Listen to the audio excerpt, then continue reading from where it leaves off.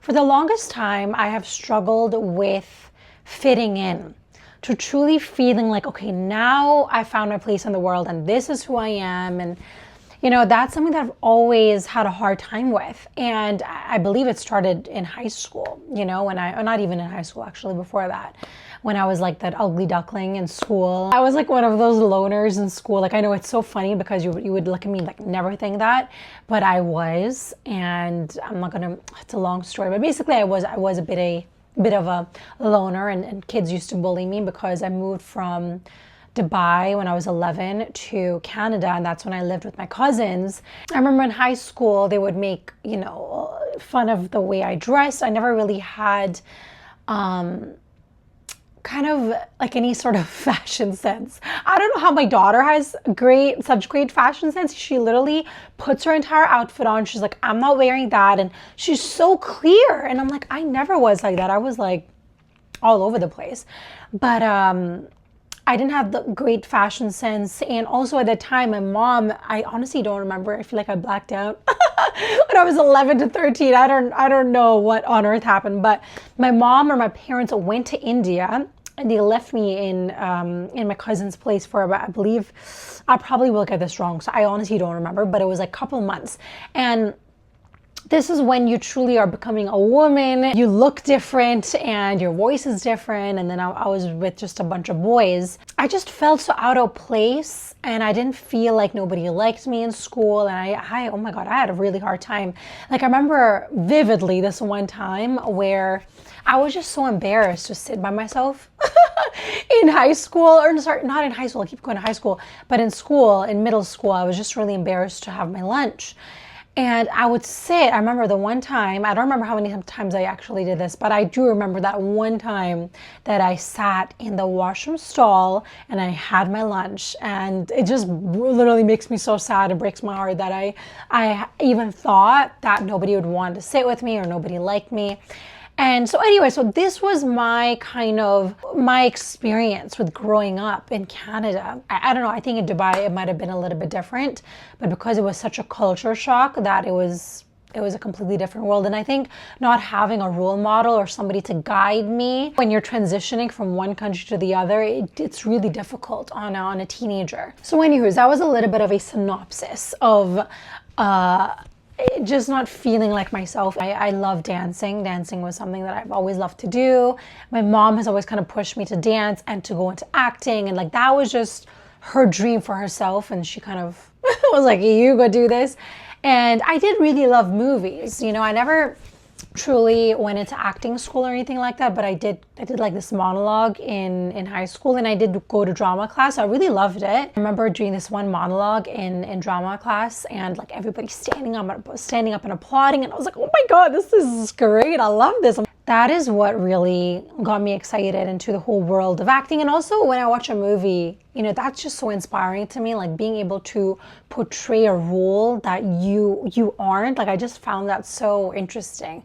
And so those are my interests: dancing, acting. Well, my mom is very open to doing, for me to be an actress or a dancer. Like, she was the one that pushed me, and I don't think if she wasn't there, I wouldn't be in any of this. Like, I don't think so. If it was just with my dad, he's like totally against dancing. He just doesn't understand it. He doesn't get it. And he has a negative view on all of this. So, and as you guys know, he wanted me to be a concierge. So it didn't really match up to his vision of me. Growing up where your parents are very divided, my mom thinks very differently, my dad thinks very differently. And so for whatever reason, because they would constantly fight, I was super rebellious. And also I was raised as a Zoroastrian, right? So that's a very old religion. They actually do teach this in school, which is interesting. But we worship the fire. When we die, they put our dead bodies on top of a well. And if I'm butchering this, somebody comment down below, but I've actually been to one of these, so that's just what I learned. They put their body on the well on top of a chamber, and the vultures, they come and eat your body. They don't want you to pollute the earth, right? So it's a very different religion, and to, that as well kind of made me feel like I'm not of this world. I just felt really, like nobody understands me. They don't know who the hell I am. And I kind of look Indian sometimes, I look Egyptian sometimes, I look, Arabic, all these different things. Or even Italian. Somebody said I looked Italian. She was like, really? But so I didn't know who or what is this? I don't know. When I was about 22, I got a job with Emirates, the airlines. And I just needed something to give me some independence. And just, I love traveling as well. So it was just the perfect opportunity. Thank you, Lord, because I would have lost my mind here. Because at the time, my parents were still together and they were just like, it was a lot in the house. You're by yourself at 22, you want to leave. And so I'm so glad that I got the opportunity to leave Canada and move to Dubai. And that's when I lived there for about 6.5, 7 years. Now, when I was there, I again went back to dancing, because that's something that I love to do. But I still feel like something was missing. Like I couldn't explain it. Even though I was traveling the world, like literally one day I would go to Mauritius, in 2 days I would go to Australia, the next week I would be in New York. Like it was a dream for somebody that young. If you're thinking about going to university but you're just confused about what you truly want to do, then I would definitely recommend to just work in an airline for about a year, because it's just fun and you get to travel and you get to meet other people. Try to figure out, what are you here to do? What direction is your soul pulling you towards? And I think just giving yourself some time and just waiting, I think sometimes is important as well, instead of just rushing and running like the rest of the world. We're just running towards our death. It's like, why? Why can't we just take some time and take a chill pill? And so even though I was saving some good money and I was traveling the world and had my own independence, which is fantastic as a woman, I still felt like something was missing. Like I'm meant to do something else. I just don't know what it is yet. And I then ended up getting into a lot of the party scene, which is something that is the downside of being a flight attendant, which a lot of people don't talk about. And they come off the shift, what do? You're like, I can't go partying like a normal person at 10 p.m. So then they end up going to a bar and drinking, and you start, getting this habit. And so being a flight attendant can lead you down the wrong path as well. This video is not meant to be about a flight attendant, but I'm just mentioning that sometimes it is a bit of a fast-paced life, and really trying to be intentional, but with why are you truly there? What are you here to do? My goal is to save some money or just get my own independence, figure who the hell am I? When you have that intention versus I'm just going to go and spend all my money away and I'm going to go drinking and partying and sleeping with whoever the hell I want, then that is when we're just going to be delaying ourselves, right?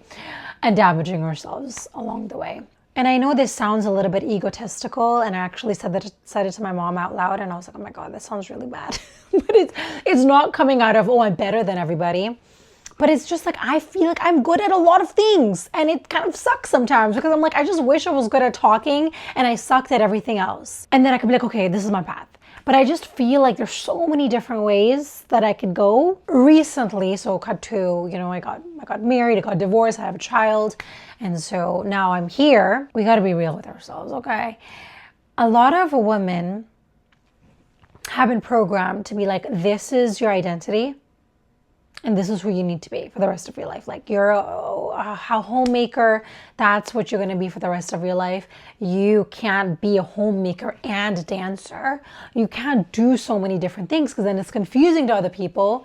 But it's like, why the fuck not? Why can't I do everything that I really want to do, right? And I just feel like sometimes in the world, society, even our parents and our friends, we try to put people in a box, and they say, okay, this is who you are, behave like this. You cannot act in a different way. You cannot want other things. And I just feel like it's doing such a disservice in this for yourself and for the service that you're able to, give humanity. And also what I used to hear growing up, and I don't know if you can resonate, which was after a woman has a child, her life is over. She has to just pray to God to go back up. Like, it's like, what? Like, this is what I've heard, that your life just ends when you have a child, or that when you hit a certain age, 40, 50, that's it. You, as a woman, you just have to give up. Like, you're not going to look that great anymore. Men are not going to find you desirable. I'm so glad that I could decipher between,